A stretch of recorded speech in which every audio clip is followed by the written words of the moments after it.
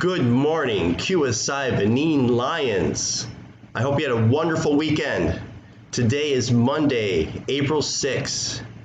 Now, these 4 days were at one point to be spring break, but we are now online for these days, and we will take off days at the end of the school year to make up for it.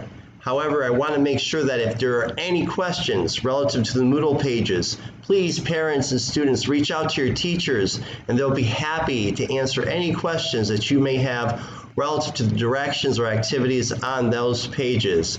I wish you a great week. We have 4 days of learning this week, and then Friday and the Monday after will be some days off relative to the Easter holiday.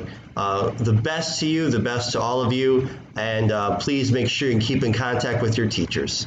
Have a great day.